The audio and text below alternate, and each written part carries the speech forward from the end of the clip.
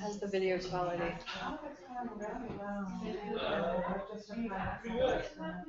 Crystal clear HD. Karen's not corrected. You are live. Do that even more. Alright. Still got a minute or two.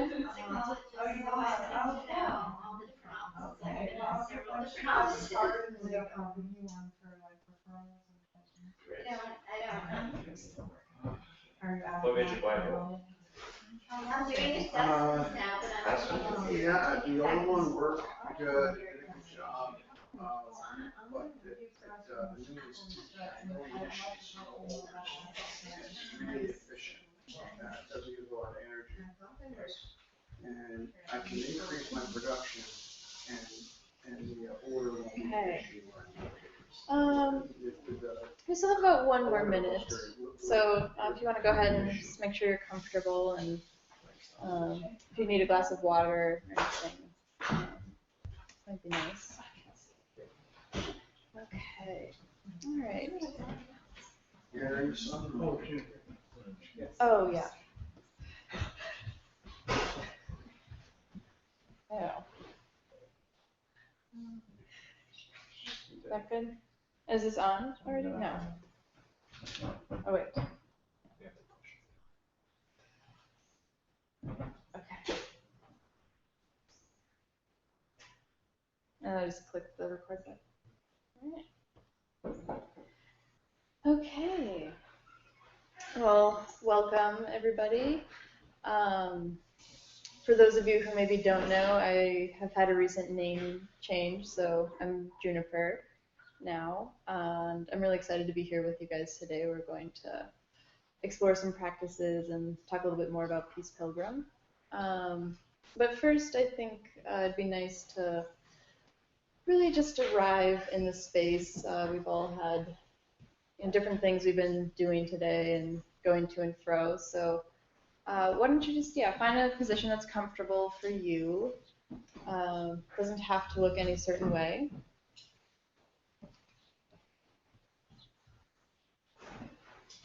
And really just, as you take a few breaths, bring your attention to a general sense of how you're feeling now.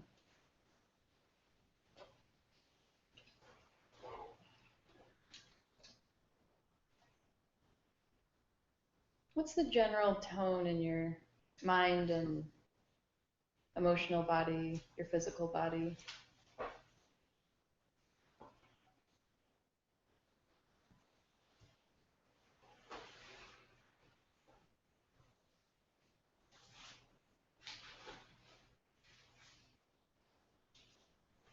You don't have to try and change anything right now. Just notice if the mind is racing or calm.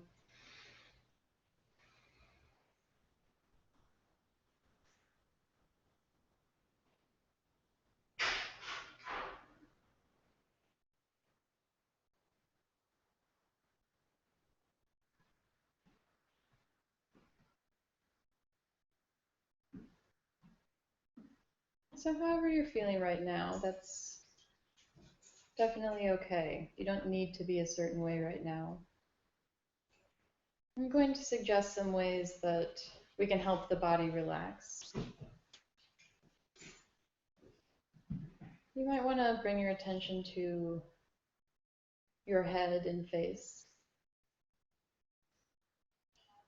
and drop any tension that might be there. For example, you might notice you can allow your jaw to loosen a little. And you might notice that brings a pleasurable sense of relaxation in the back of the neck, the face. And if you want, you can even tighten your jaw or bring it back to its, quote, normal position again, and then let it drop and experience that relaxation.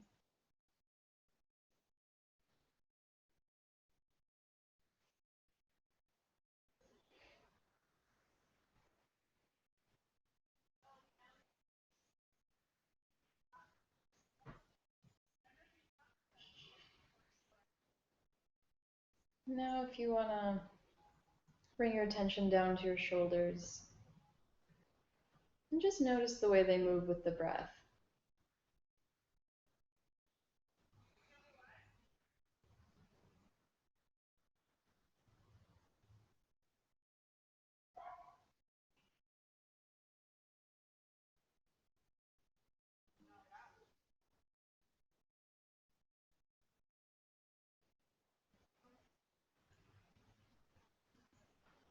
And again, you don't have to feel a certain way right now or really force yourself to relax.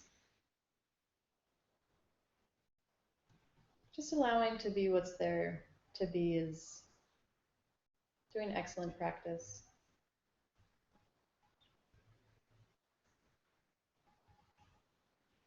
And if you'd like, you can bring your attention down to your hands and just notice what position they're in, maybe the temperature they are, how light or heavy they feel, any textures you might feel from your clothing.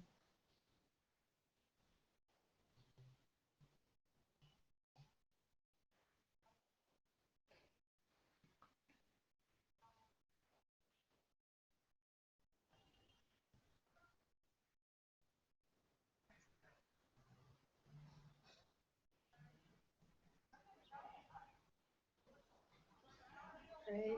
And finally, we'll just spend some time with our feet. And again, noticing their position. You don't have to change it. You can if you want to see what that feels like. But noticing the weight of the floor, pushing up against them, your feet resting on the floor. And their temperature, maybe if they're itchy or not.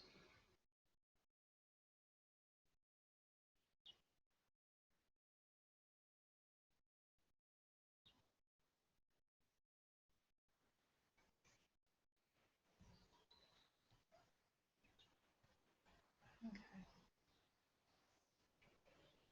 In a moment, I'm going to ring the bell and we'll transition into a talking space. I'd like to just take another moment, though, to breathe deep or let go of any tension. Feel free.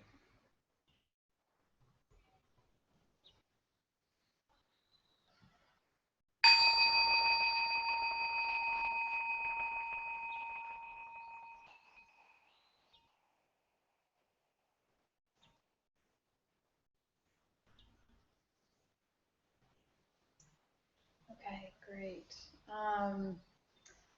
So actually, now that there are a few more people here, I'd like to do something that I haven't seen done a whole lot in this group, which is introducing yourself maybe to someone you haven't talked to very often or haven't met before. So I know we're a very close group, so this isn't a forced requirement.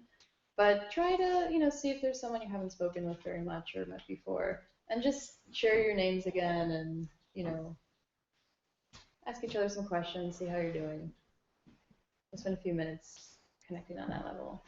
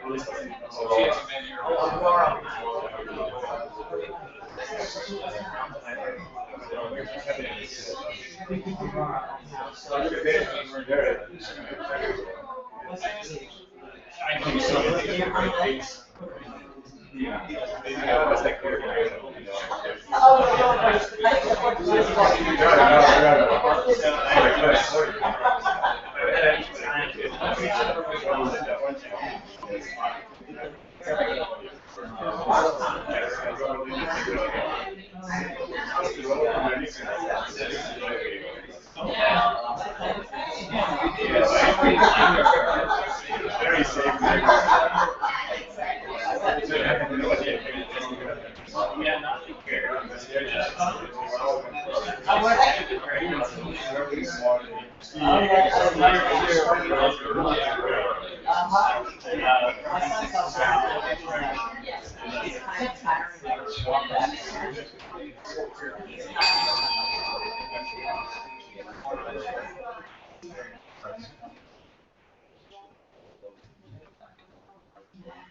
Oh.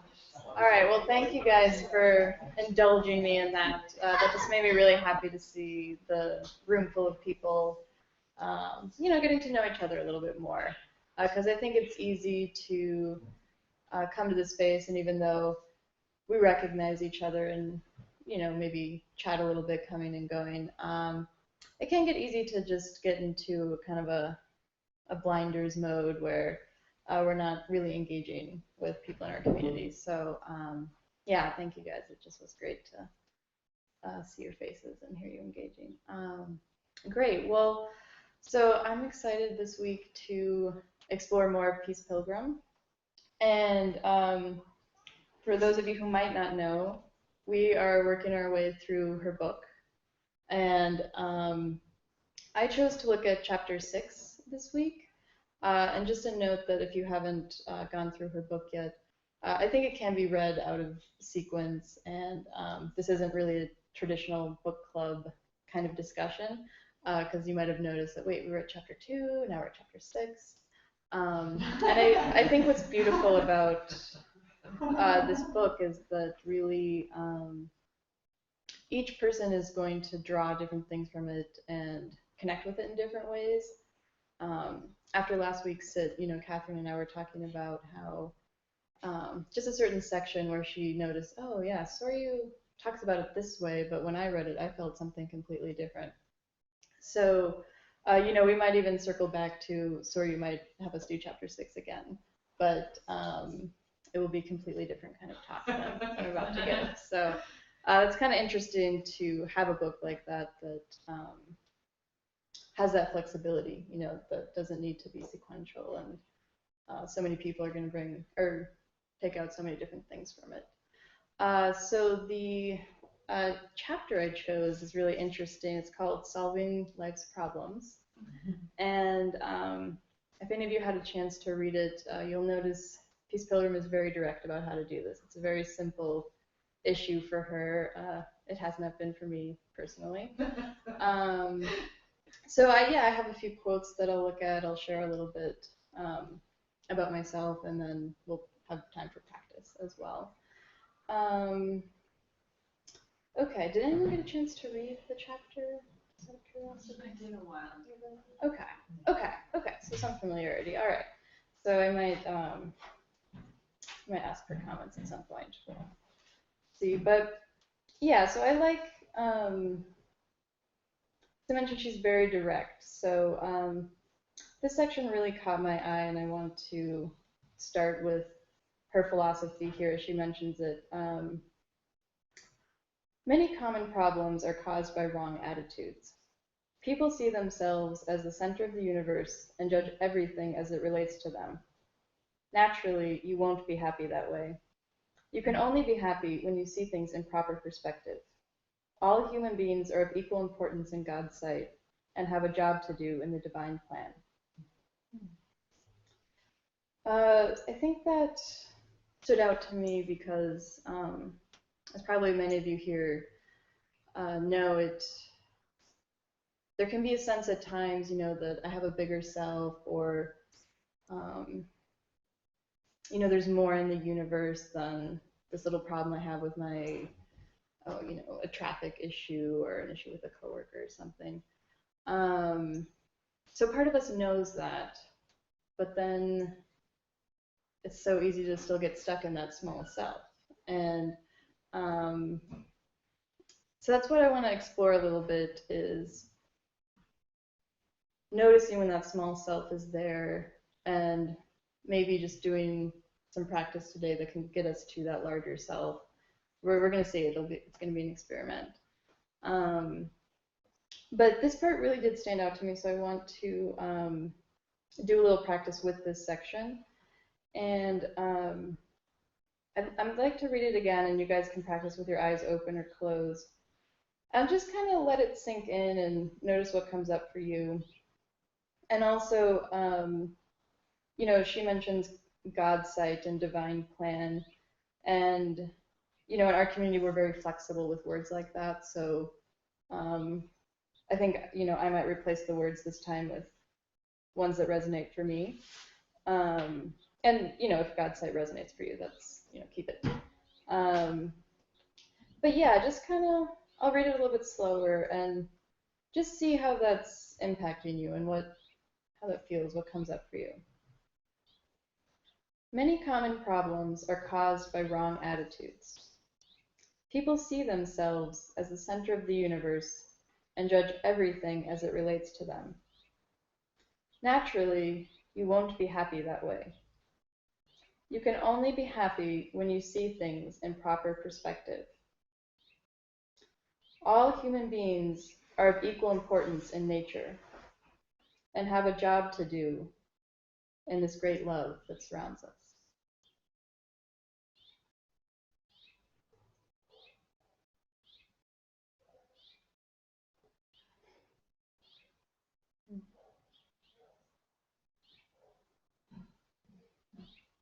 So I'm curious if anyone... What comes up for me is the ability for me to be right-sized and have a degree of humility, which doesn't come naturally for me.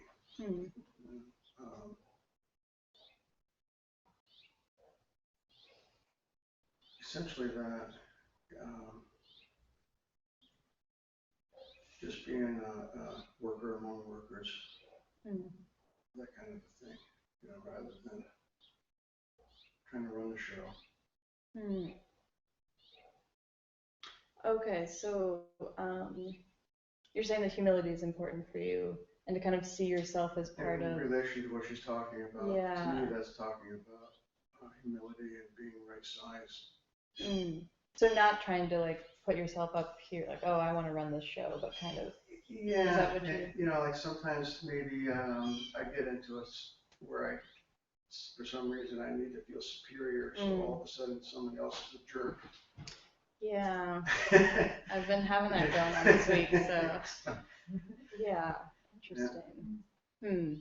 And so you just kind of noticed that reaction, or was there kind of like a planning mind coming up with that, like, oh, I'm going to behave this way, or like a gentle reflective mind, or maybe like a self-critical, or it was just, or it happened really quickly? And you happened very immediately. Oh, okay. So it's kind of like this inner knowing, it sounds like, came out. Oh, all right, lovely. Anyone else have anything that... Oh, yes. What came up for me was I just was reminded of a Native American medicines, that there's the mouse medicine that deals with all the little details, and it's so frantically scurrying around with all the little things, and you get caught up in all that detail, and yet the eagle's view is so much larger and so much bigger. So if I live like a mouse and I worry about this and I worry about that and all that, then it would be really wonderful to draw back. Or it's the same thing about a tapestry, you know, you see all the little knots if you work too closely. So you draw back. And that's so that I could get through some political stuff right now, is to know that there's a bigger picture coming that's a little brighter. Yeah, and what I love about that is, I mean, my perspective so far in life is that both are important. And one of the things that's come up for me reading other parts of the book too is that it does seem to have this eagle eye view, and I'm not always there. So it's kind of like, well, wait a minute, what about this detail? And so we're gonna be exploring that too in the practice that seesaw between those two, and yeah, that's really interesting that came up for you. So thanks for sharing. Oh, Jennifer, I think had her hand up. Oh, no. It brought up a thought for me. It, like sometimes I kind of swing, like from like thinking my needs are more important, and then but you can also go to like, oh, everyone else's needs are more important Yeah. than mine. Like I, don't like it's okay. Like you guys do your thing, I'll be fine. Like that kind of thing. Like Yeah. making yourself too small can also have a similar effect in a way, like kind of paradoxically. Like. Yeah. Yeah, that's definitely can be a tricky balancing act, I think. And I thought of I think she has one quote that doesn't address that exactly, but might be kind of along those lines that yeah, I mean it's beautiful to like have this large perspective and want to be loving with everyone. But she does say like, we're all of equal importance, and so that doesn't mean making us smaller than everyone else. So that is something that's important to watch out for is, am I diminishing myself a little too much for the sake of others, or sacrifice, or whatever word you want to use. Yeah, thanks for I sharing. think she got to that place. It seems like through a lot of like not of like just saying like, I'll be fed, when I was missing food and having very little needs, not by just going and doing it. I think she like had like a lot of time of like spiritual work of like going inside and seeing what she needed to fill herself. Yeah, definitely. I mean, as I think Sori shared before, she had an initial awakening experience, and I think she was doing a lot of personal work or spiritual work before that. And then it was like 15 more years before she had another experience. So there was a lot of, and that did seem to be like a night to day kind of shift to like, now I'm just going to walk around and wait till people feed me, or fast till I'm fed and walk till I'm given shelter. But yeah, it wasn't like when she was, I don't know, 15, 18, 20, just all of a sudden she was this incredibly spiritual person. I think, yeah, there are likely many stages. Okay, one more, I think. What was your? Well, perhaps a different perspective on this is experiencing being held by all that is, spirit energies, that I tend to feel alone. And that is part of self-centeredness in some way. You could say, okay, I'm coming from the center where I have my needs. Or you could say, I'm alone in this. And that leads me to wanting to think about those needs. But you could also say that you are held by all that is and a part of all that. And that there isn't necessarily a separation. And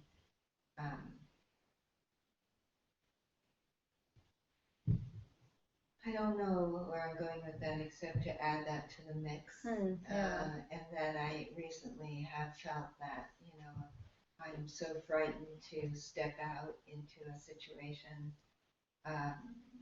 of the unknown and being given this vision of the atmosphere is totally full of spirit energies and that would be held.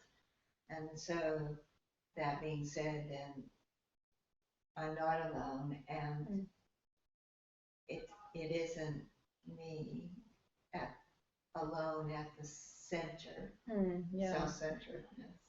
It would be just, all of us together and being affected by all that is in it. All that is literally that, is everyone. Yeah, I love that. A lot of wisdom there. These shares are all making me so happy because you guys are all touching on things that are spoken of in this chapter and that, I wanted for us to explore. And yeah, I think that is a tough spot of feeling alone, or especially when there are difficult things going on, that can be quite challenging. So yeah, it's really beautiful that, either it comes up spontaneously or you kind of get there through the more cognitive route of, yeah, realizing, oh wait, there's more. There's this big thing I'm being held by, and it's not just the single human alone. It's a much broader tapestry. So yeah, that was really beautiful. Thank you for sharing that. So I'd like to read it again, and again, just kind of sit with it, and this time in particular notice if certain kinds of thoughts come up that especially might be judgmental, like, oh, I should do this, I shouldn't do that. And you don't necessarily have to add on more judgment to that or try to change them, but just notice that, again, that might be the smaller self talking, and again, kind of putting it in the center of the universe. So one more time. Many common problems are caused by wrong attitudes. People see themselves at the center of the universe and judge everything as it relates to them. Naturally, you won't be happy that way. You can only be happy when you see things in proper perspective. All human beings are of equal importance in God's sight and have a job to do in the divine plan.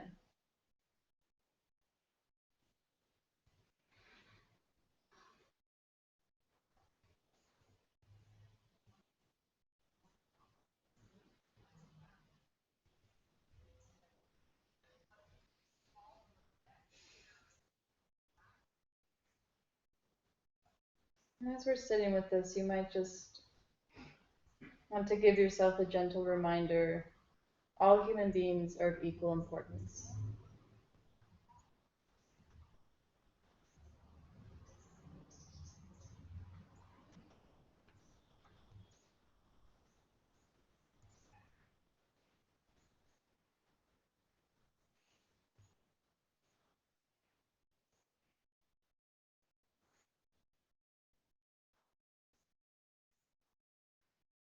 All right, great. So we'll come back together now. So among the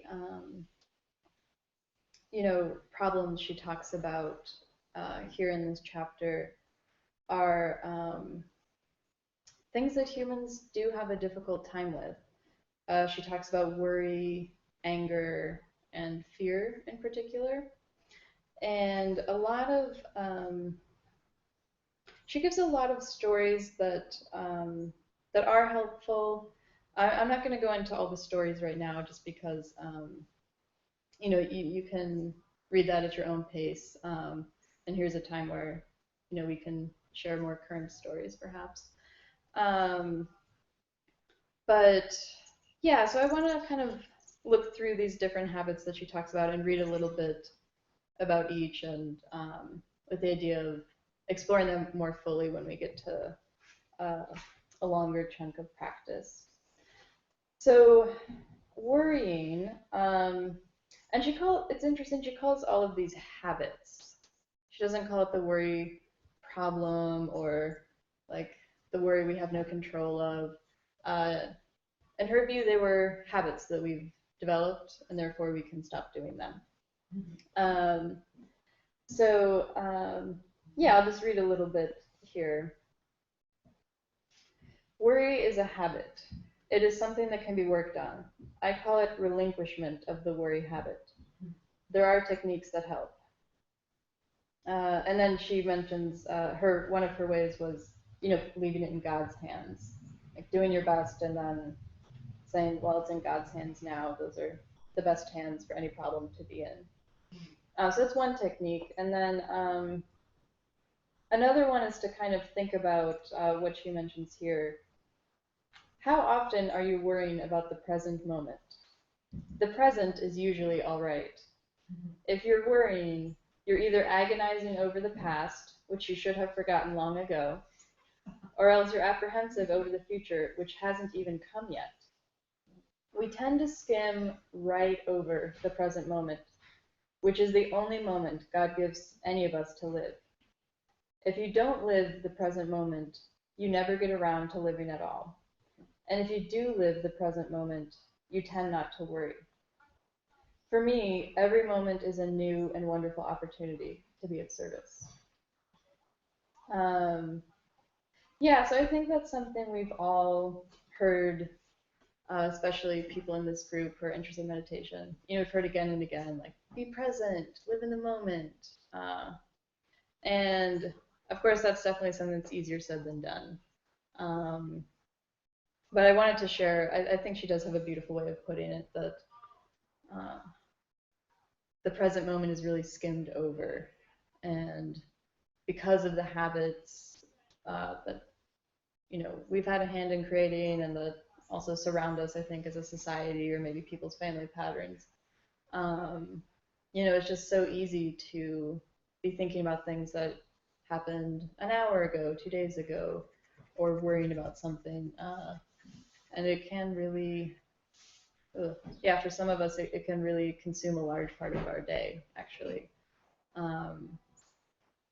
So, yeah, I think that's something to think about, and that has helped me when I've spontaneously or through effort come into the present moment. Just like she says, usually my present moment's actually fine. I might even be in a beautiful place, or physically I feel comfortable and hadn't even noticed that. So it's something that's said time and again, but yeah, maybe because we have trouble doing it, I think it's worth repeating. So the next habit that she talks about is anger. It can be another tricky thing for people that's not always clear. How do I work with this? Just came up spontaneously. How do I make it go away? She has a number of suggestions. She really talks about exercise, though. So I'll read this, and then I'll read one of the anecdotes that I thought was just too cute to pass up. I'll mention here a couple of other habits. One of them is the anger habit. Tremendous energy comes with anger. It's sometimes called the anger energy. Do not suppress it. That would hurt you inside. Do not express it. This would only hurt you inside. It would cause ripples in your surroundings. What you do is transform it. You somehow use that tremendous energy constructively on a task that needs to be done, or in a beneficial form of exercise. So there's, one story here about a guy who could mow. He used a hand mower for a huge, huge lawn because he had this anger energy. But once the anger energy died out, he had to use an automatic mower because it was too tiresome. But she says, now I'll tell you about another couple. They got mad at the same time, and they decided to walk around the block. One walked one way, and the other one walked the other way, but they met at frequent intervals. And when they could meet amicably, they walked home together and discussed what had caused their angers and what could be done to remedy it in the future. This was a very wise thing to do. You should never try to talk to someone who is angry, because that person is not rational at that time. God, that's just the cutest image to me of that couple who has, the ability to do that, and both recognizing we're upset, but now is not a good time to talk. We need to wait until that energy has gone down a little bit. And what I like about her discussion of this is, it does recognize that anger is a human emotion that happens. She says here, do not suppress it. It isn't something that's unnatural, and we should just always try and say, like, oh no, I never get angry. But it is something that we need to have caution working with. It's not something that we can just be expressing all the time. Well, I mean, like, you can, but you might notice changes in your relationships with people if that's your strategy. I don't know. But yeah, and I think that's something that you know, that has been sometimes a challenge for me too, because I know exactly what she means, that energy that comes up, but it can be really hard to use it constructively because it's just so compelling to put that energy on other people, namely the person you're mad at, or the situation or whatnot. So it's simple, not easy, as we say, but just using that energy to walk or mow the lawn. That's really good advice. I don't know. I think I really wish I'd known that one about the couples walking around the block.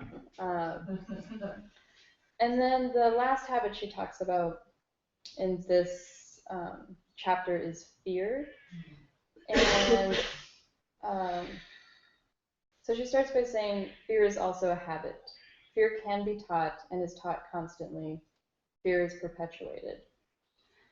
And then here, a lot of what she talks about are a little bit more like, kind of like what we might call now phobias, and how she helped people work through them. I think in this community we talk a little bit more about, Sawyer loves to talk about the other kind of fear, that deep existential, I'm alone in the universe kind of fear. So the anecdotes here don't quite fit with that theme, or yeah, they're interesting. I think what she talks about is what we call exposure therapy now, of gradually getting someone who hates cats to start with a kitten and see where it goes from there. So that's all very good. But I'm going to skip to kind of what was brought up about before. Again, it's not quite the same, but needing to address your own needs and not just everyone else's, and finding the common sense too. Like, we can't always be zoomed out and global. So she says here, I've been asked if a certain amount of fear is healthy. I don't think any amount of fear is healthy, unless you're talking about the fact that if you have fear about a street, you'll look up and down before crossing the street. Before, you see, I believe we are required to do everything possible. Oh, sorry. But, you see, I believe we are required to do everything possible for ourselves, and therefore, when I walk out onto a street, I always look up and down. But I don't think that's fear. That's just being sensible. I don't connect that in any way with fear.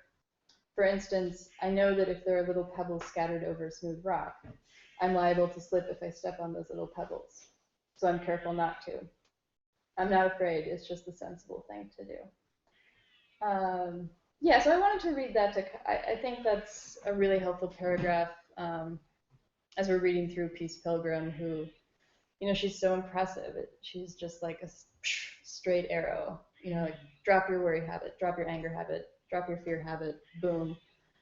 Yeah,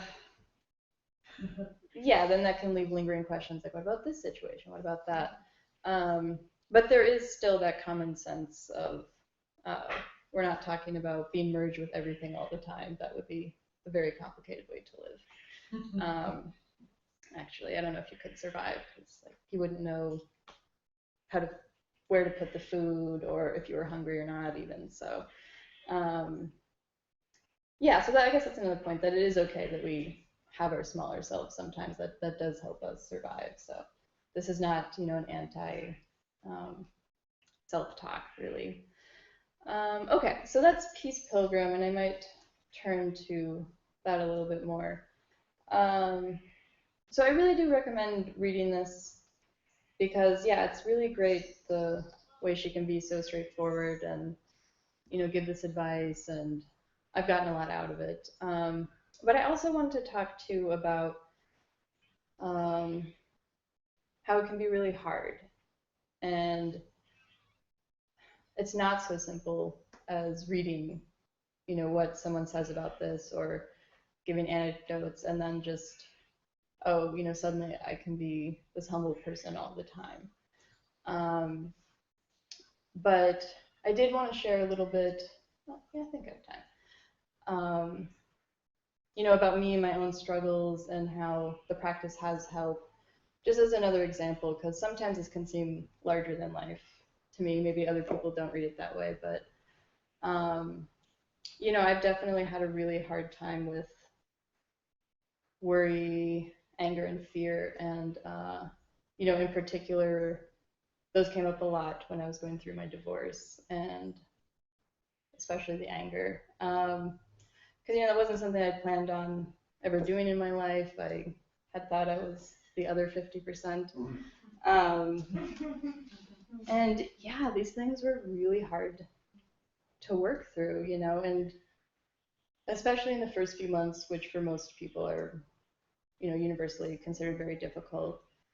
But even, you know, 1 year later, a year and a half later, 2 years later, um, just things would come up and I'd be worrying about this or that, you know, part of the legal process, or is he going to do this like he said he would? And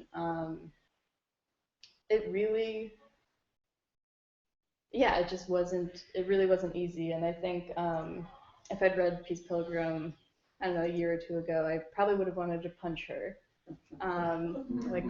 Like, yeah, that sounds great, but you know, I'm drowning here. Like, I'm trying, and it just, these feelings keep coming up, and like, I can't stop them. So, and you know, I was practicing in the beginning. I could really only sit for 5 minutes a day. That was probably all I could tolerate. But you know, I did keep with my practice, and intuitively, I knew that it was helpful. It could also be difficult though, because it was, as you guys know, it's not linear progress. It wasn't like, oh, I sat 45 minutes this morning, no meltdowns during the day. It's like, oh, meltdown immediately after sitting, and then again at lunch. You know, it was just a lot of struggle with those emotions. And yeah, for me, it wasn't so helpful the approach, as I mentioned up here, and someone say, oh, just drop that. I think for if you're at a certain point in your life, that might sort of a more direct command might just hit you in the right way, and then you're able to do that. Most people I know or have talked to have not experienced that. Um, and for me, I tend to get prickly when, like I said, it feels like a command, and then uh, it just becomes more complex. Like, what do you mean, and how? So I had to have a lot of acceptance for myself in this process, and yeah, realizing that it's a process. It would not have worked for me to add on judgment that you should be here by now. Like, it's been 3 months, it's been 6 months, it's been 9.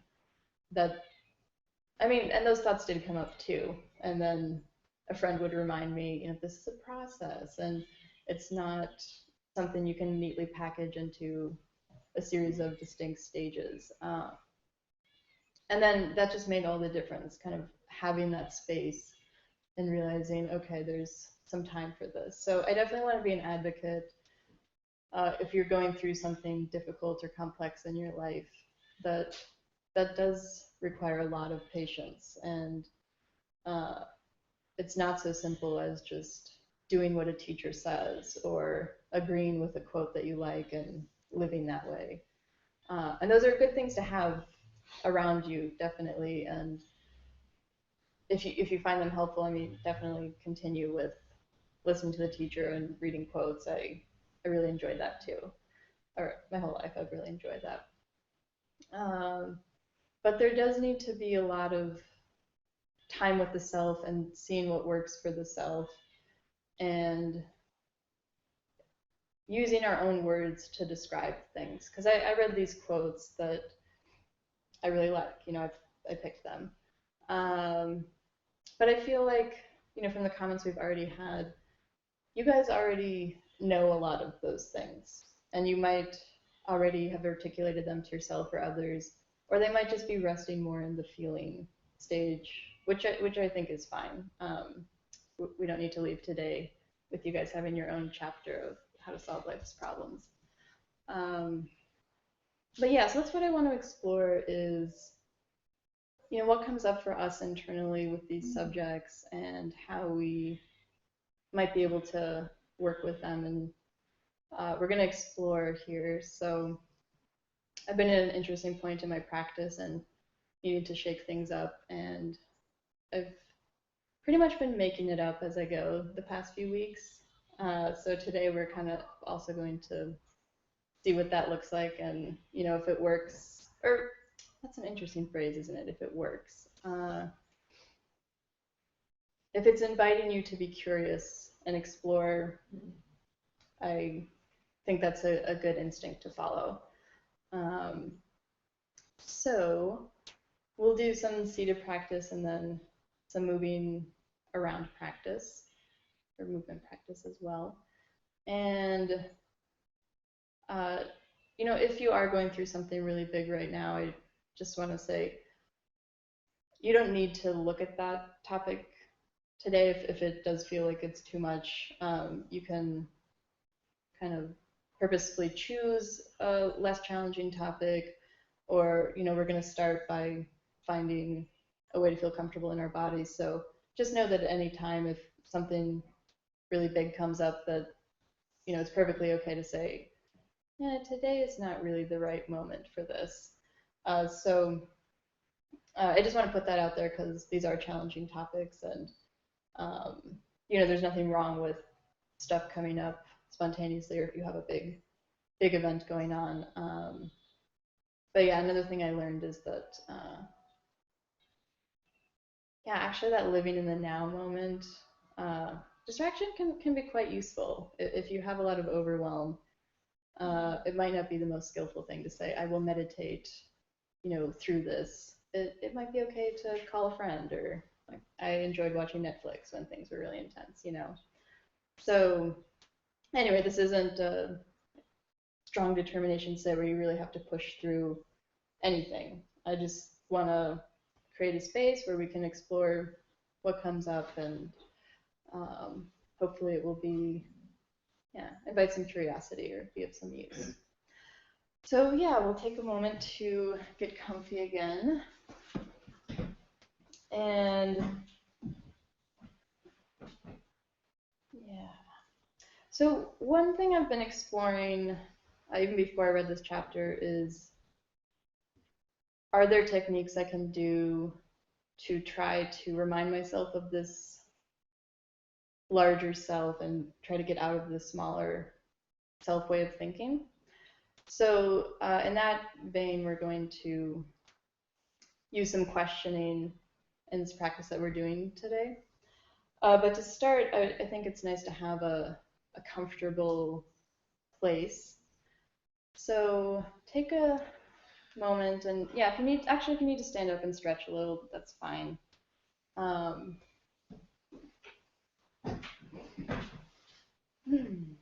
Yeah.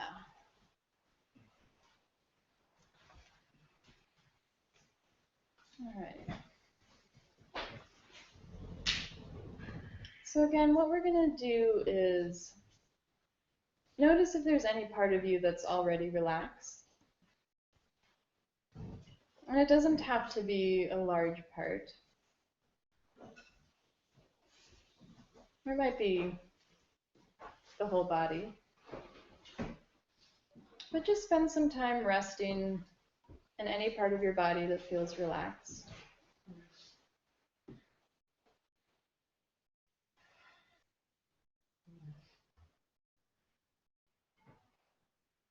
And if you notice that through focusing on it, the relaxation is spreading, that's wonderful. If it isn't spreading, or if this isn't coming naturally, do some experimenting to try to find a comfortable position in yourself.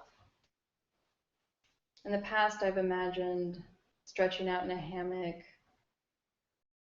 or just lying comfortably somewhere, and it kind of creates this cozy feeling inside. So if you'd like, you can use an image of a person, place, thing, activity. So there's that comfortable coziness somewhere inside. It doesn't necessarily have to be a global experience.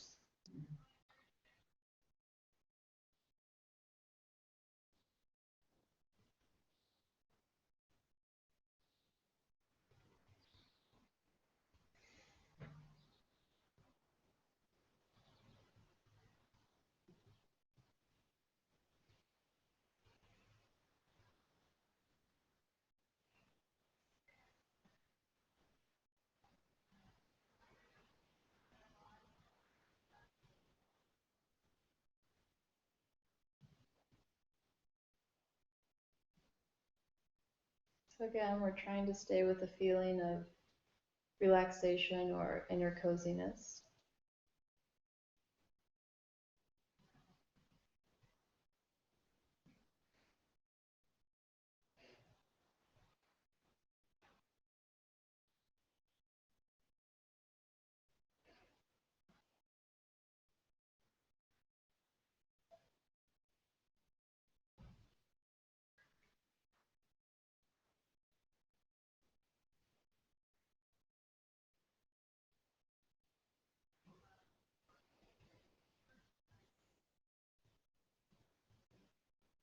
And if you'd like, just take a few deep breaths and really breathe into that space and enjoy it.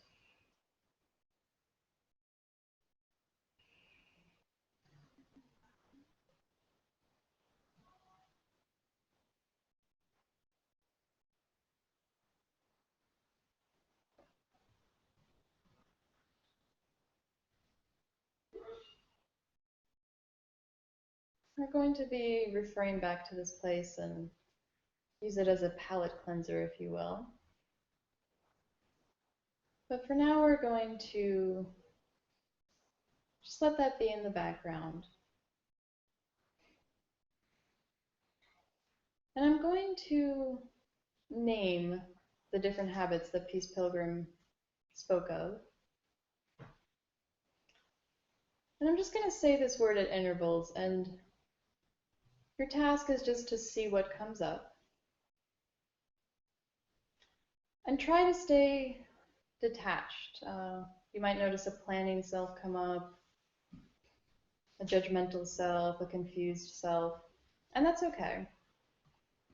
We want to just be able to recognize that that is happening.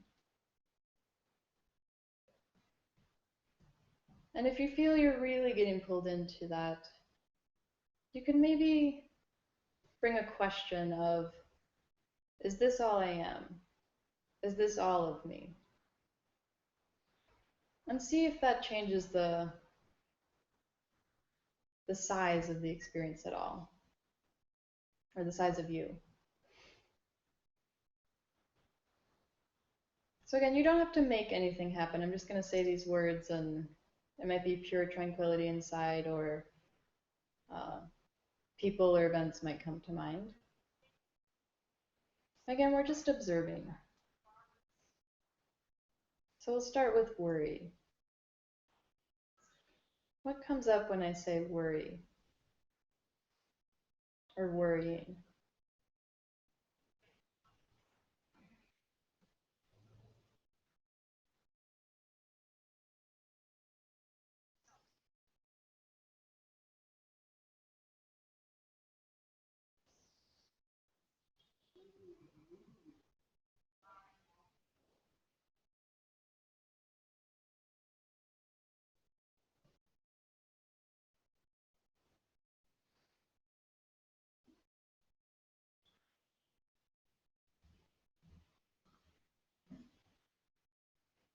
Worrying.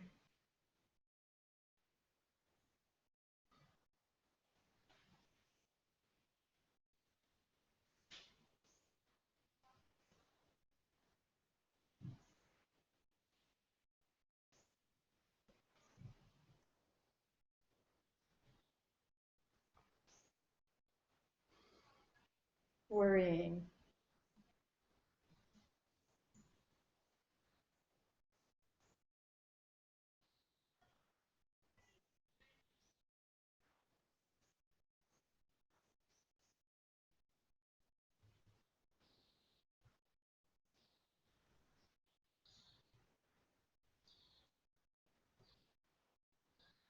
Worrying.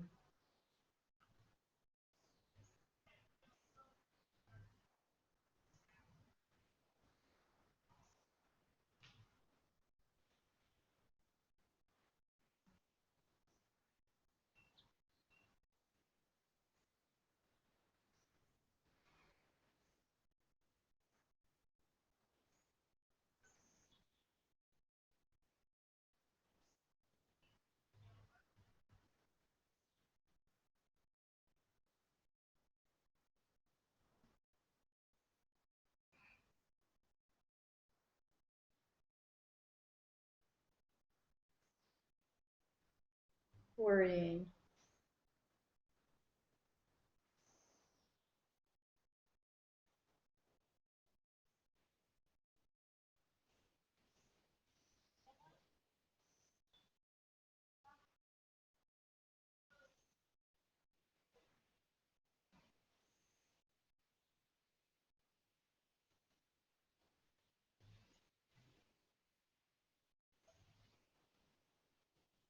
And again, if uncomfortable emotions are arising or a lot of self-centered thoughts,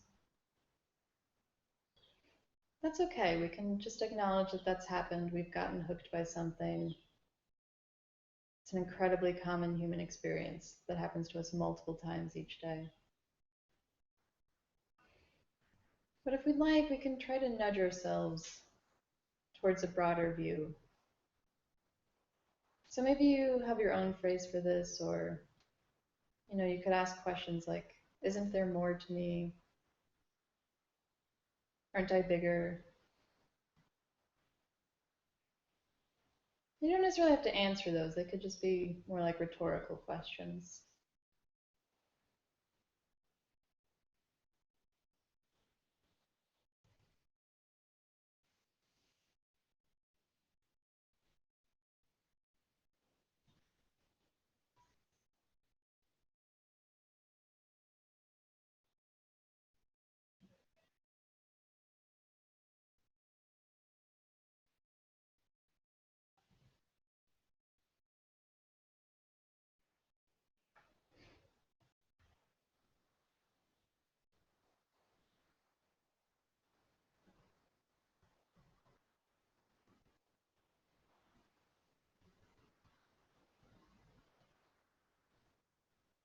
Worry.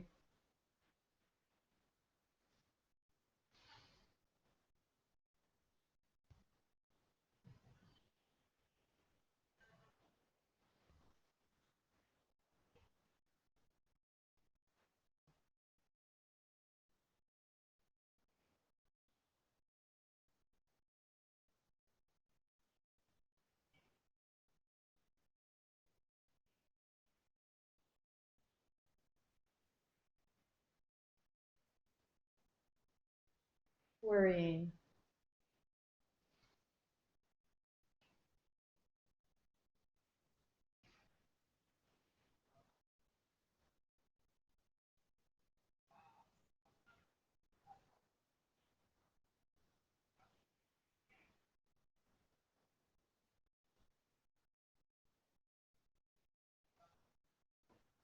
Worry.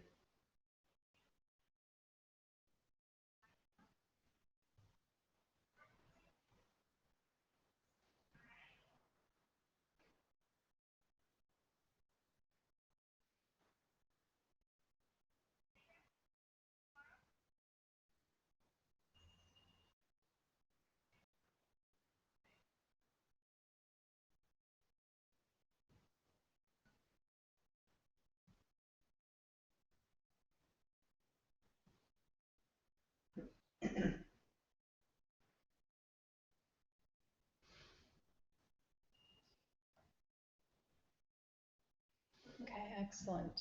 Now we'll just spend some more time again in our comfortable, cozy place. And it might just slide right into that. Or you might have to put in a little effort again to establish it. Either's okay.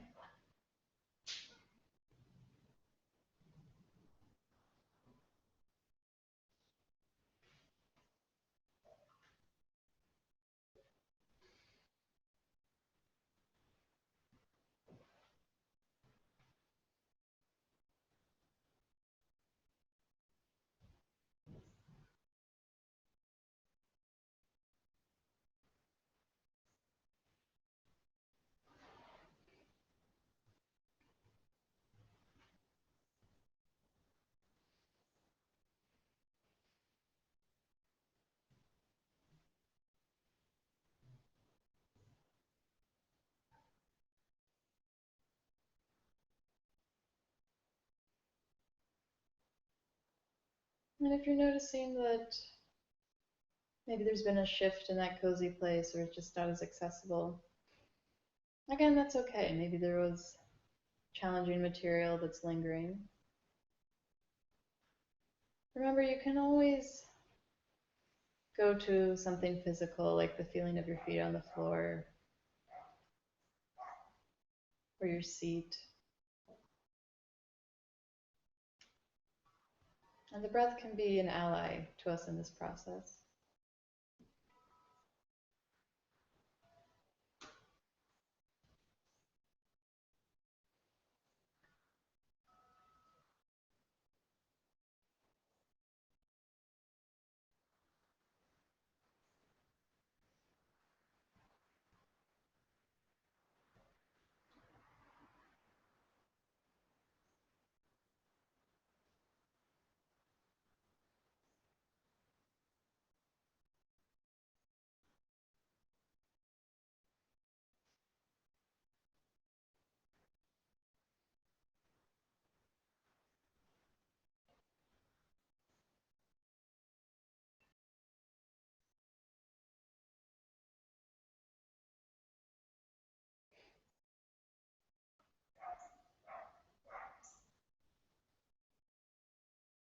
So now we're going to again shift to working with a common human emotion that can be problematic in our lives. And you might want to use the questioning technique, or you can use more of a statement like, there's more to me than this. I'm not always this way, or so-and-so isn't always that way, or that works too. Again, we're just trying to nudge ourselves into that eagle-eye view. But we don't necessarily have to jerk ourselves to this, naturally completely untouched, happy place. It's okay if it's looking a little messy in there. Just, again, pay attention to your own needs, and if you need to step back into your cozy place or, open your eyes or close them again, that's perfectly okay. So again, I'm gonna just say the word and just notice what comes up. It might be nothing, or it might be interesting. Anger,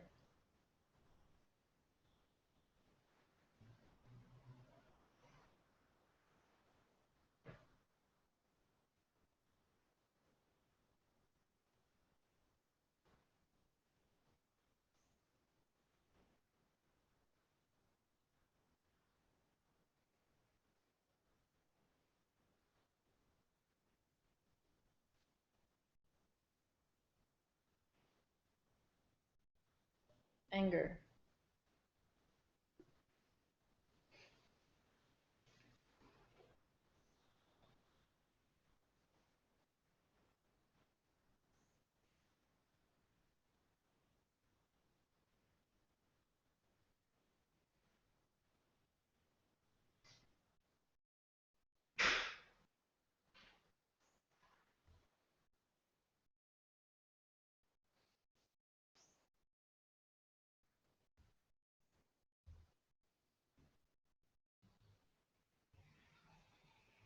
anger,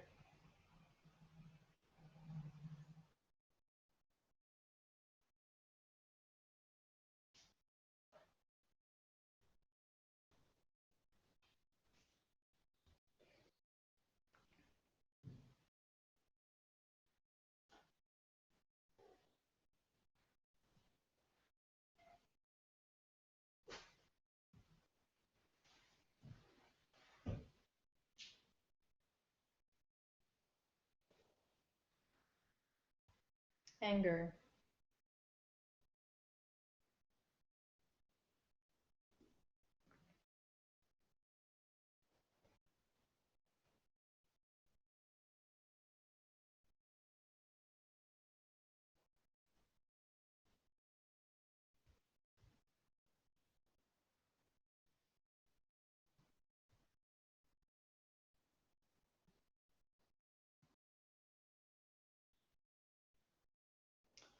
So again, notice if you've gotten hooked by anything.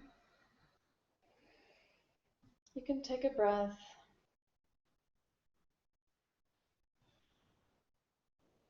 And if you do notice that the feeling quality is maybe different from that of worry or different from that of your cozy place, that's definitely good information to have.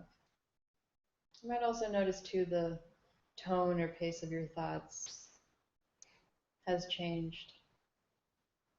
And that's nothing wrong. We're information gathering right now.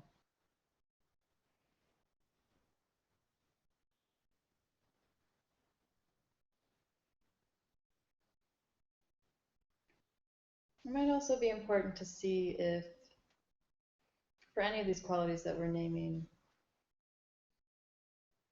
there could be the potential to feel very tempted to just stay in the cozy place and bypass certain things that are coming up. And again, that can be okay when we realize we're not up to the intensity that might be in this moment. But also, we want to try to balance that with not avoiding or suppressing.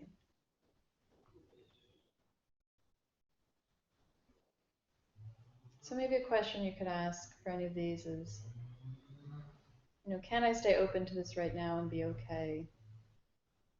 And if the answer is no, then you can go to your cozy place. And if the answer is yes, maybe you can challenge yourself to be with the feeling that's come up for, just a few seconds longer. Anger.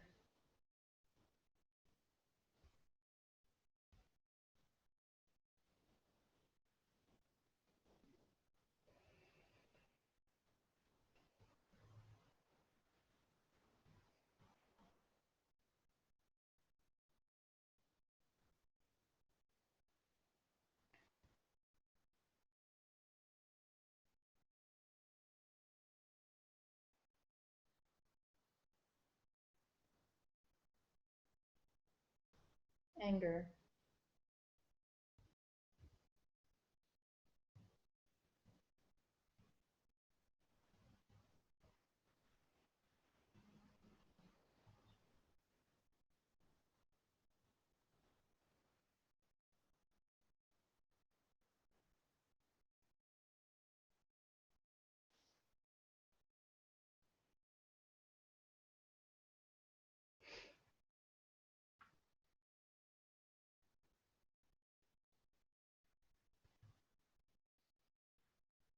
Anger.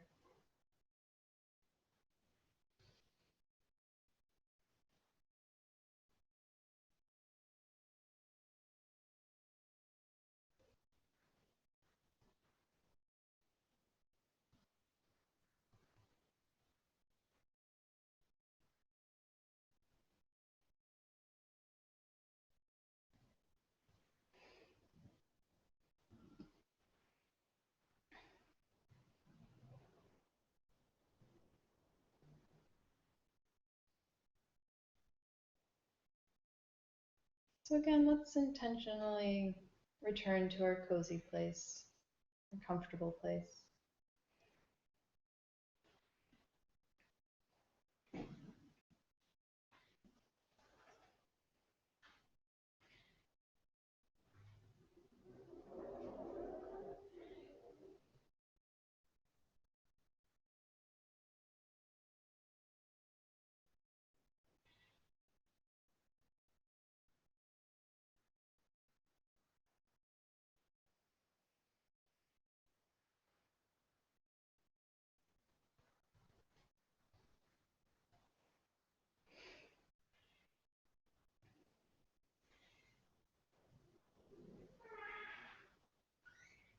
You're all doing excellent work here.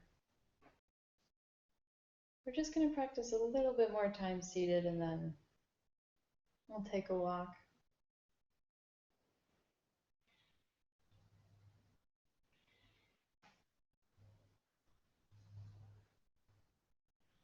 So again, as I say the As we look at the next experience of fear, you can experiment with words or phrases you can use to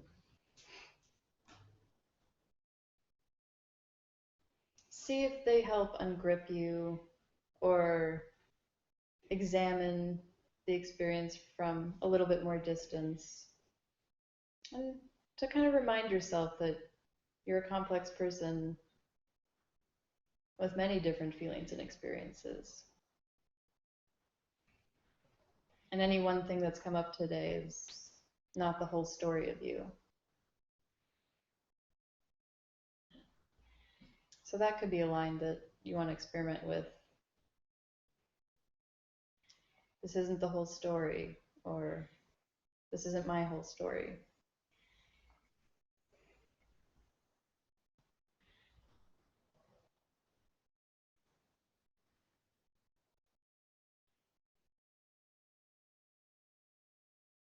Okay.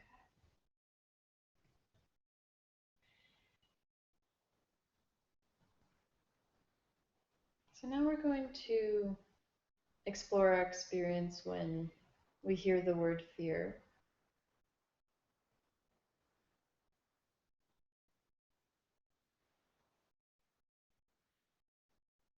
And just notice again if there's been a shift in the feeling or thinking tone. That's your body telling you valuable information.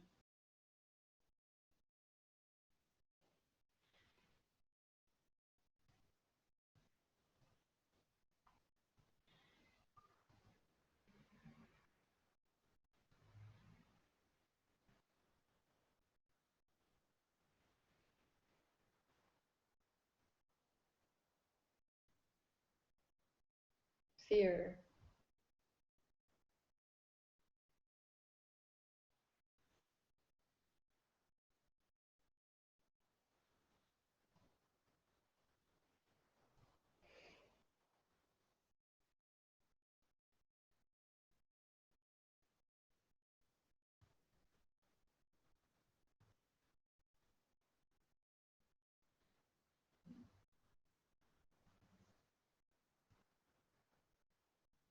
Fear.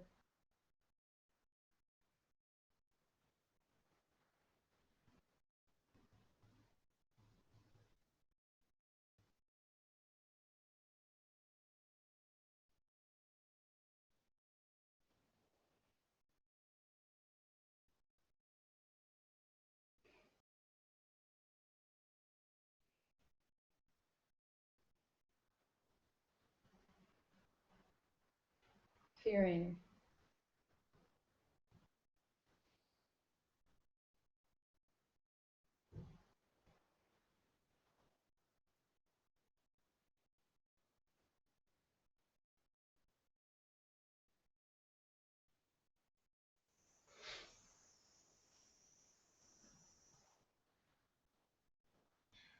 It's possible that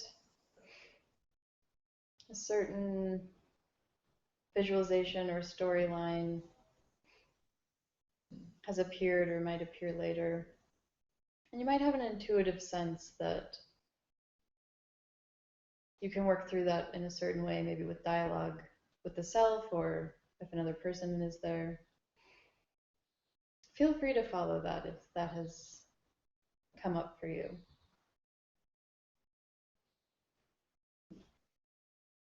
Sometimes we can spontaneously work through something difficult by following our intuition in this sense. So again, really get a sense for what you're needing right now. And if it doesn't match my instructions, I'm quite all right with that. Just do what you need to take care of yourself best right now.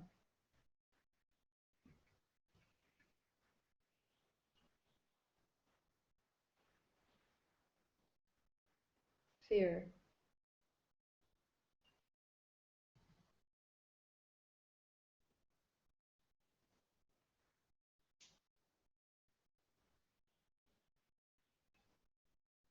Fear.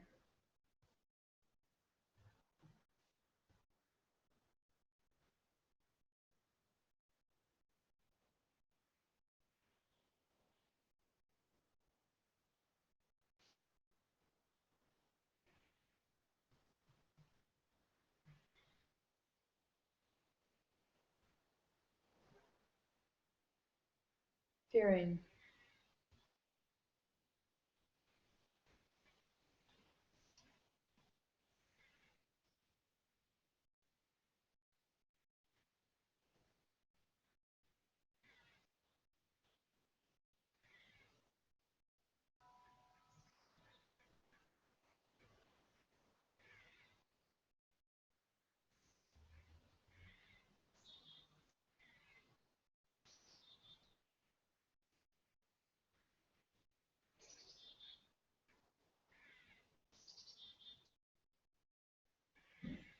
Fearsome.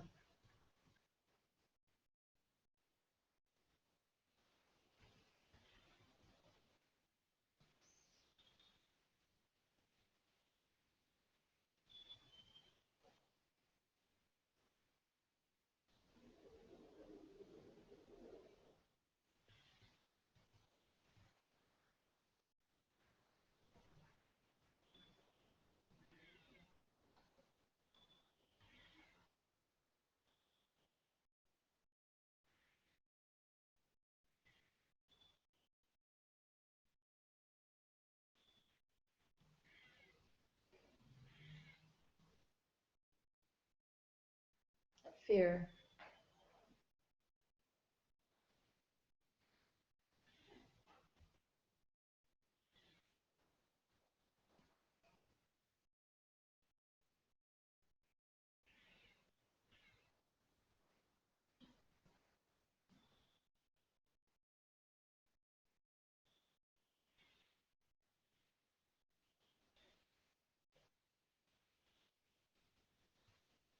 Okay, great. So again, let's relax into our cozy place, as I like to call it. If you need to sigh, that's okay too.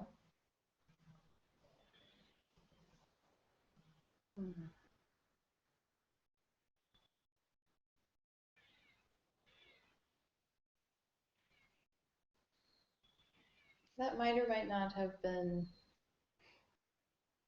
some challenging exercises for you. Either way, we're going to experiment with nudging ourselves out of this self-centered view.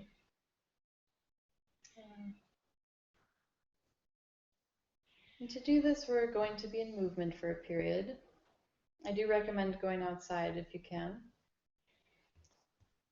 And this will be a focus out technique. And what I'd like you to do is to just, when your eyes rest upon something, use a phrase like, "This too is me," or "That's me." And then just notice if any reactions or emotions come up with that. They might or might not. But try to keep a steady rhythm of looking at objects and in some way identifying with them or trying to realize that there's a lot of, the universe is unity, and separation is an illusion that we're so often caught up in.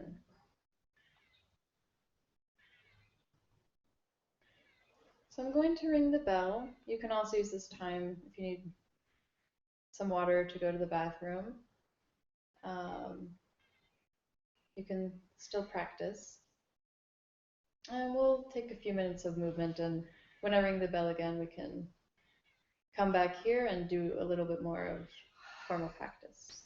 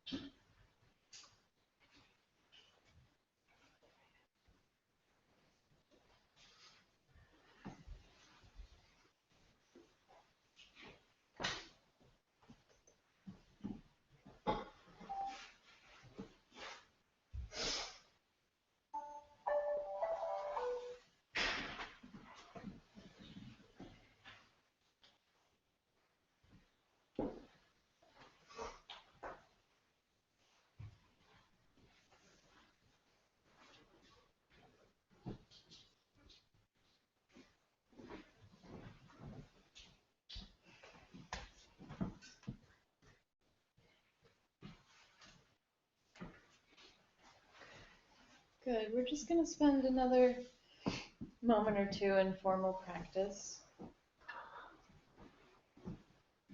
And if you're noticing an expansive quality, just enjoy that.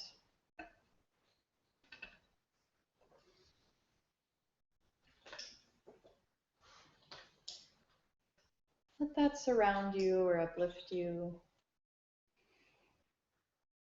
massage you.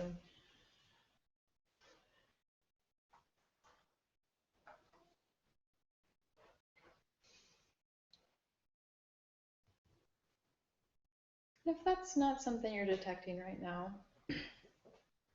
just try to be aware of what it is that's happening for you.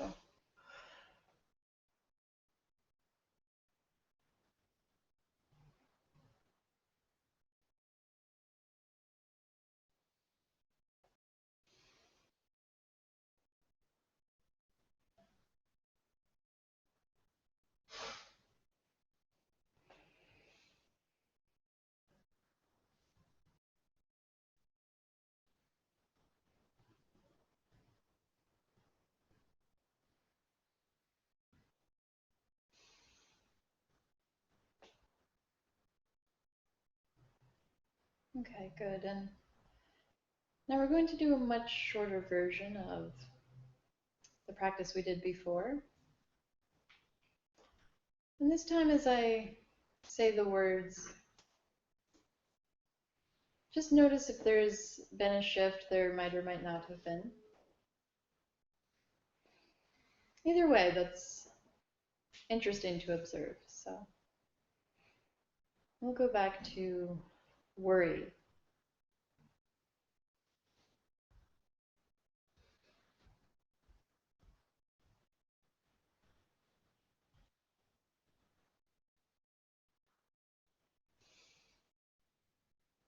And just be aware, is it a similar feeling that's coming up? Similar story or worry? Or is there a different feeling happening right now?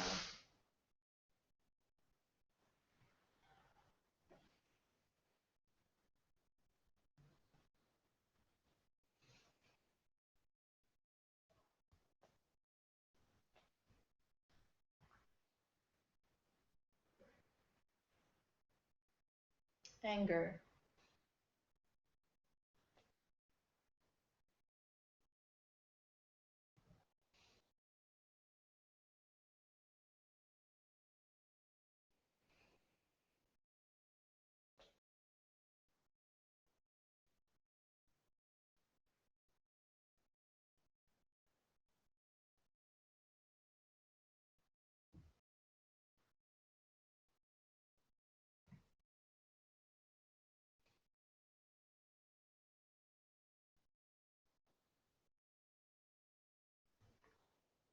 Fear.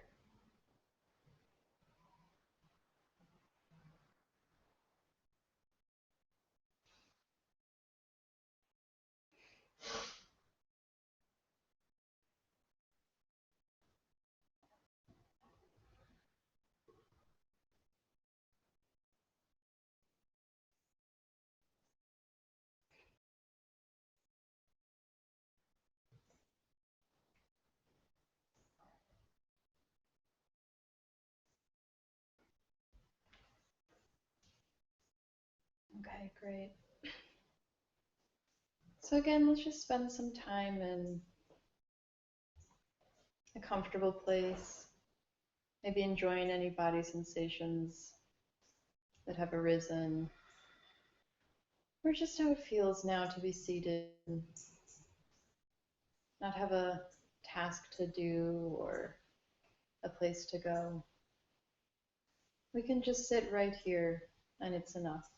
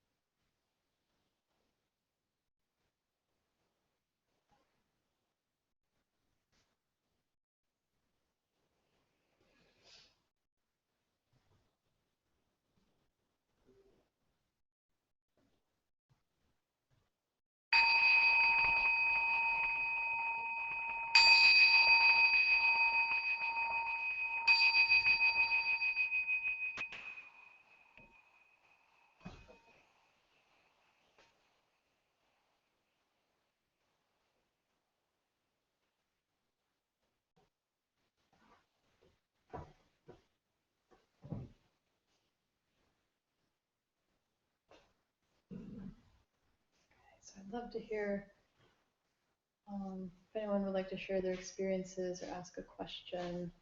This is a time we have for that.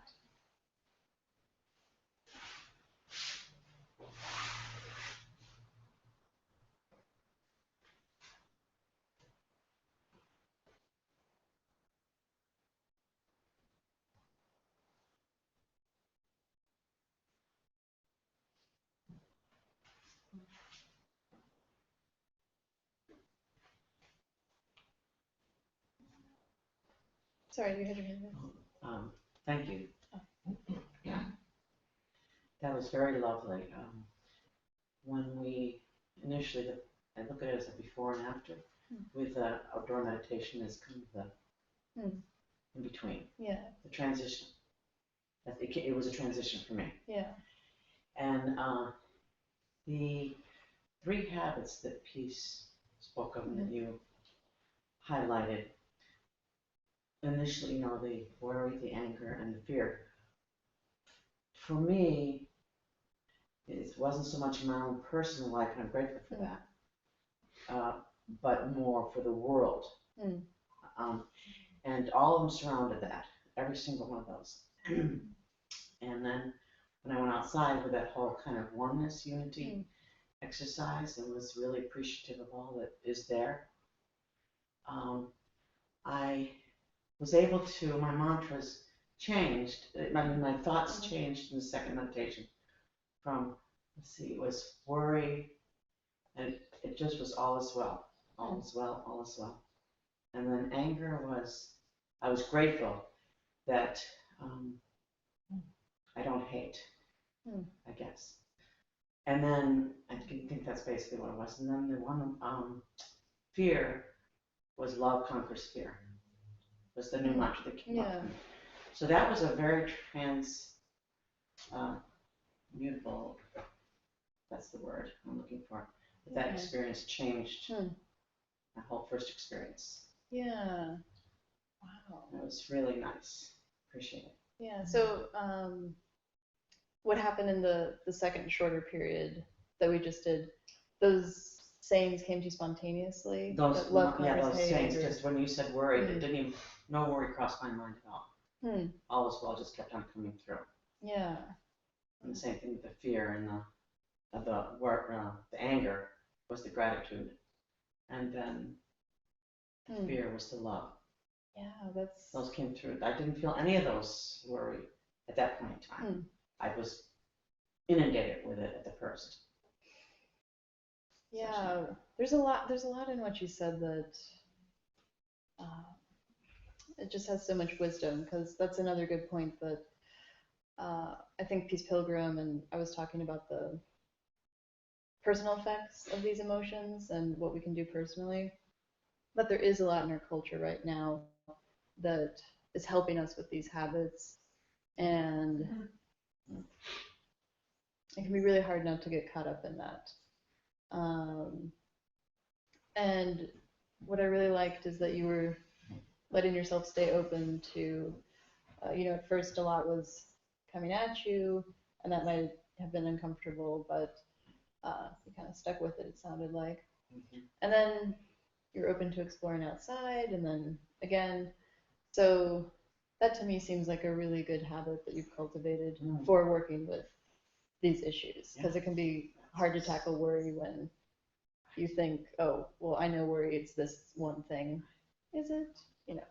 So, and something else you mentioned that really stood out to me was that a gratitude arose, that you're so grateful that you don't have this hatred, which is something that maybe wasn't jumping out at you all the time in your day-to-day life. That wasn't a 24-hour awareness that, oh, I'm so grateful about this. And that's something that for me too, I've really noticed that there are things I'm grateful for, but for some reason the things I want to complain about are at the forefront, and I can forget that there's also this amazing things happening too, and that is one less person on the planet who is indulging in this habit. So that's an incredible accomplishment, and that you could feel that come up is really wonderful. So thank you for sharing that. That was, Thank you for that yeah, that was great. technique. And did you have your, okay. Yeah. I found with the first time when I said this isn't all of me, more than this, it kind of made the things feel bigger in a way because I was trying to like sort of, I felt like I was kind of trying to stuff them or like sort of make them smaller. So I tried to go the opposite way of just feeling it, like trying to feel it completely in my body. Yeah. And just find it in my body. And that actually helped it for me to make it feel not as powerful. Yeah. So then it sounds like it wanted to expand a little, or you noticed that any effort to, which might have been a subconscious effort to contain it, which is a sensible thing for the subconscious to do. But then you said, wait a minute, that doesn't seem to be working for me. So you gave it some breathing room. And so is it more like you were around the experience or kind of breathing through it? Yeah. Okay. Yeah. Oh, yeah, that's great. I think it's wonderful you had that intuition happen that one strategy wasn't working so much, so try something different. And yeah, those were just words that I tossed out, and I was curious how they might work for people. I don't think it's a strategy that would always work for everyone or always work for me. Because yeah, at the end of the day, they are just words, and a lot of the practice is not words. So I love that your body just kind of figured out, like, oh, that's too tight. Let me just stretch it out. And yeah, it was like a good starting off point Yeah. to leave that in and be like, oh, I'm not perfect. yeah, no, that's great. So it's a great report. Thank you. Yeah. Any other reports or questions?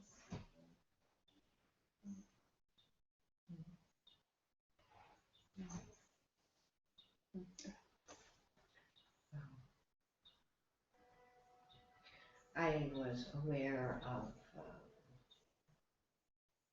something that brings up fear regularly. And it can expand to, fear of death, the ultimate. So the fear comes up and I recognize it and a self-sabotaging. And is it always going to be this way? Am I always going to be caught in this pattern?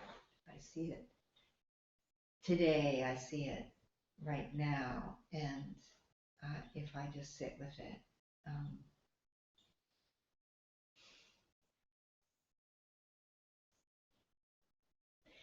so the goal would be to allow it just to be itself rather than to move into a spiraling down with sadness, and to have it be, allowing it to give it some room. So okay, and not resist it, not fight with it,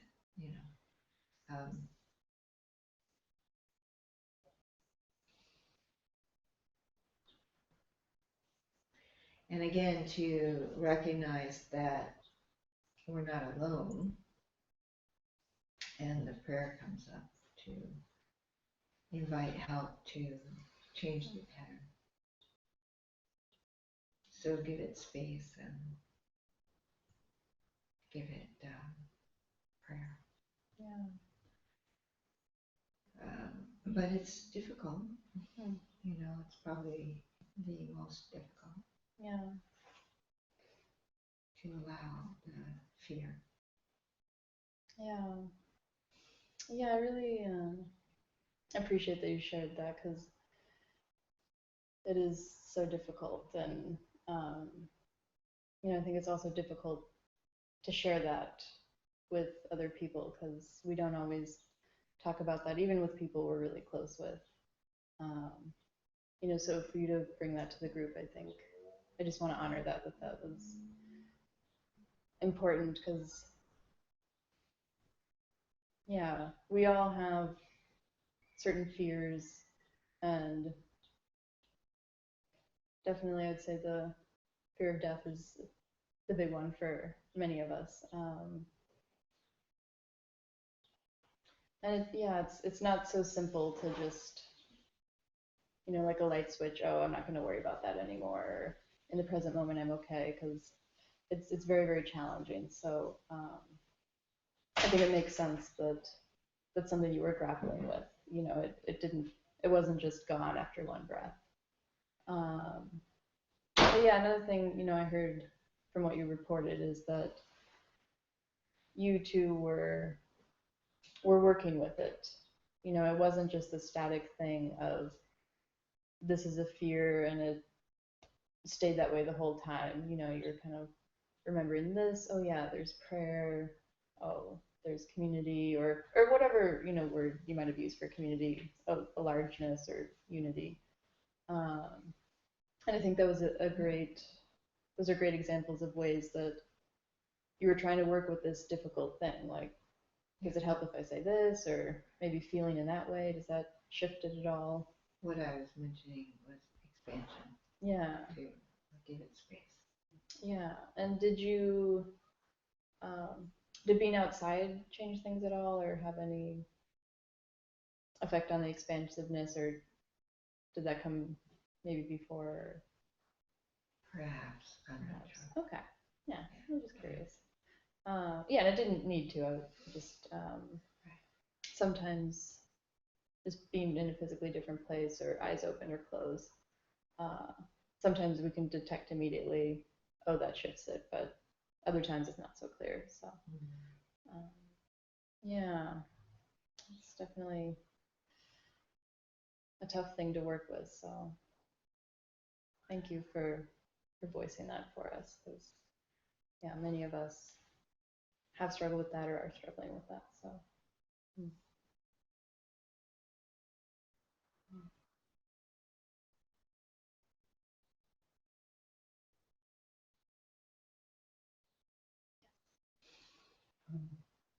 I'm just, you transposed these Pilgrim's words to create love. Is that right? Oh yeah, I did in one instance. Yeah. It was just great. You mentioned you're going to do that, something that resonated for you. So I just wanted to ask about that stuff. What kind of resonates for you about that phrase? Oh, that just came to my mind because Sori's been using that phrase. I don't know if that's the exact way I would put it. Yeah, what happened is I was reading that and I said, oh, I'm going to change the words. I don't yet know which words I'm going to use. And then that one just left out. That does resonate with me in the sense that it's a little less personable or personified. So God divine has really taken on a context of a person in a lot of religious conversations, so that doesn't resonate with me. So I wanted a more expansive quality, and that's what left to mind. But I'll get back to you in a few days if other phrases come to mind. Yeah. What about for you? Are there other phrases you'd use, or does the God resonate with you? Yeah, I like theistic metaphors that can be inspiring for me, but I like great love, and so I wanted to see if I could connect it to something that resonated for you that way. Yeah. Yeah, I'm trying it on for size still, I guess.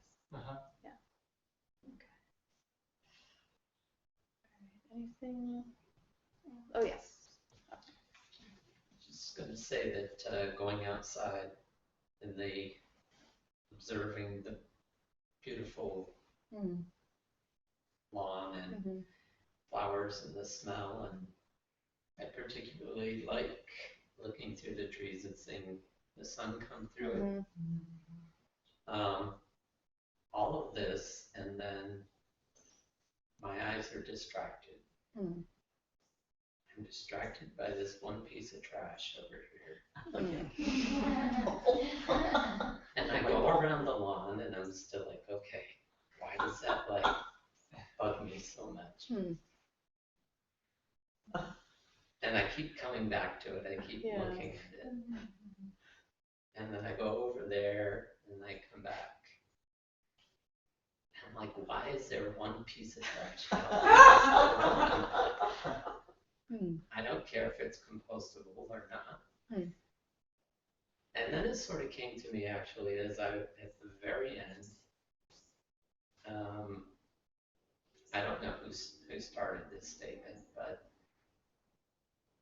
it is all us. Hmm. Sometimes it's not pretty.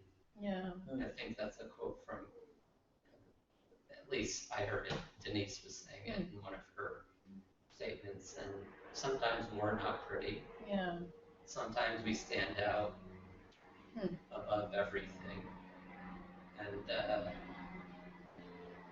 that was just very sort of powerful to me, the way the piece of trash transformed.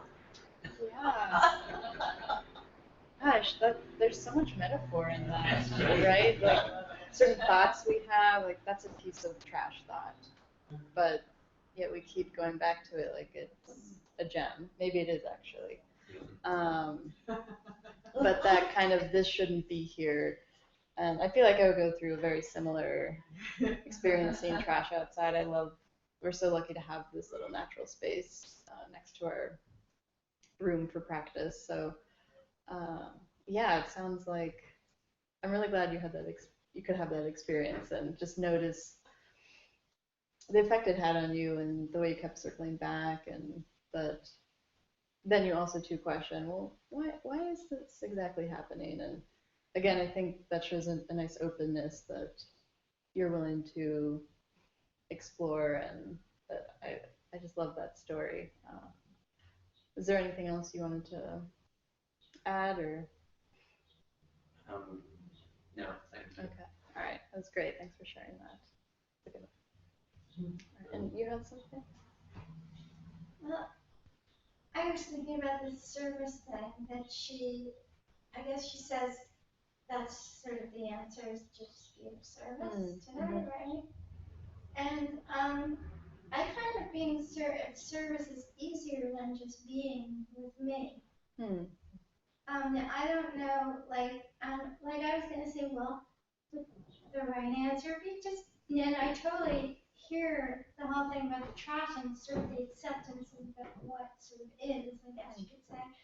But then well, should I pick up the trash? Yeah. You know, should I pick up the trash? Or should I accept the trash as it is? You know what I mean? It's like I've been going through a really lot of pain that I feel like I've been running from my whole life. Last weekend, it just got to like this peak that I just felt like I was, like it hurt my body because it was so much pain, like that was that much pain.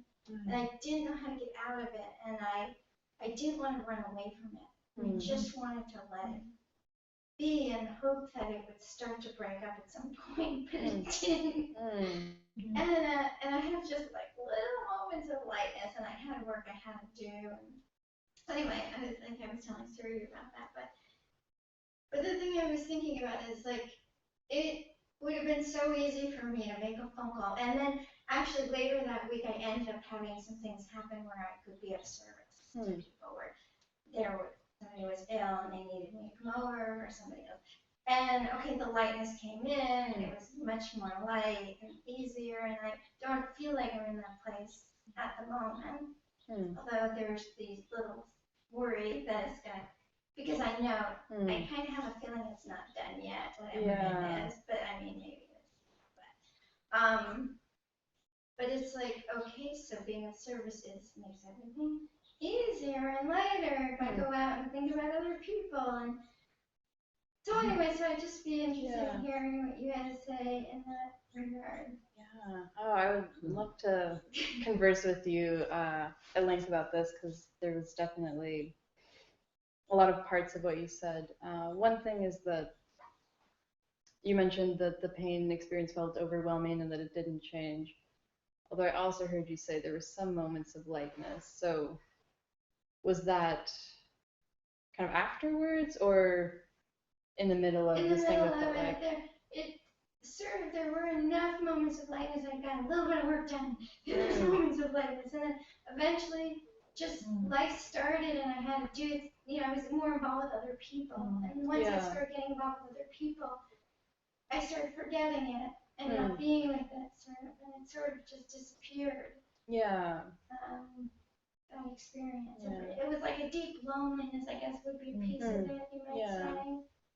Yeah, so I think that when there is a really intense feeling, it definitely feels like it's not changing and it's not going to change. So even if your feeling body didn't quite fully incorporate or integrate these moments of lightness, I think it is important that the thinking mind is aware of that. Like, oh, okay, right. Then talking to this person or then going out and being of service, that did shift things a little bit. So, yeah, sometimes the mind and body aren't always, on the same level with each other, but that's okay. Like in my experience, it does catch up. For me, the body is much slower than the mind, and I think too with a lot of us, because couldn't we just say like, oh, well, I want to be happy, end of story. The next few decades of your life, you're happy. Like, it doesn't quite work that way because in my experience, the emotional body gets involved with things. But yeah, I wouldn't be discouraged by that. Like, you have seen like, oh, or maybe it is a felt experience too, that there were some shifts. You don't feel exactly the same way now as you did a week ago in this moment. But okay. So that can just be helpful information to have that, if it comes back, you have seen it change before. So, it's not possible that it would stay forever if it came back. And then also, I do think it's really important when she mentioned that being of service has been really key for you in this time. And I think there is a lot of research that shows that people are happier when they're of service to each other. So, when they've looked at this, even people who have jobs that the rest of us would think like, what, you're a janitor at a hospital, that must be horrible. But if that person can kind of redefine their role as, oh, I'm really helping people, like I'm interacting with families who are in the waiting room, or, I'm providing this clean space so people can heal, that creates a radical shift so that someone can have a job that a lot of people would think, ooh, they love it.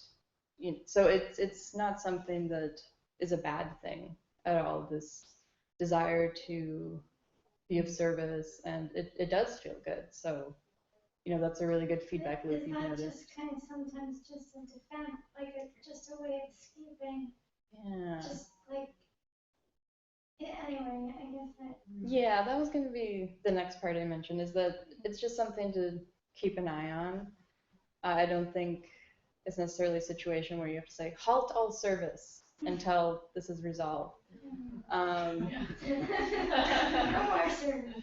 Because again, with these big things, it is a process, and in my experience, it's been okay to be with the thing that's difficult. And it's amazing what you said, that you realize, like, I don't want to turn away from this time. I need to see what this is. I can't turn away. That's incredible. That takes incredible strength. So, you are doing that hard work, definitely. I personally just would be too exhausted to be in that really intense, focused hard work all the time for days and weeks and weeks and weeks. So, if you're kind of boosting that strength with things that are a little bit easier situations that are easier to feel good in, you noticed the practice I did, that's a basic strategy I have is, okay, maybe there's something difficult is coming up. Now we're going to be in the relaxing place. now go back to something difficult, now be relaxing. So I'm a big proponent of going back and forth like that. And, you know, it does sound like this is quite a large thing. So I wouldn't say there needs to be a timeline on a few days out, a week out, I need to have it figured out. And if you were maybe, I mean, how would we even know that if you were leaning too much to the service side? That's something that maybe doesn't need to be parsed out so much. That could create some stress that, oh, now I guess I should be 50% in this. And, you know, there's wiggle room, and it's not like there's an exact map that, if you just think about it a little more, will reveal itself. Especially if you're being of service, if you said, I love heroin, and that's my escape, this would be a different conversation, you know. You're doing good things for the world, for others. You see that, it creates a lot of positive feeling. That's a helpful pattern. And, you know, let me see if I can find, you know, she mentioned being of service, so you're in really good company. Speaking of service, I just want to say we should wrap up. Oh, we should. Dang. And I forgot the most important part of my story too. I was smiling about that, but well, you can ask me afterwards. But I guess I would just say that through practice and being in community, and also with my therapist, have seen a really radical shift in how I process my divorce, and dramatically the suffering has disappeared. So fortunately, I didn't get to that, but I'll leave that as a little nugget for you guys to nibble on. Okay, so does anyone have any announcements they would like to make about good things we can do in the world to be of service?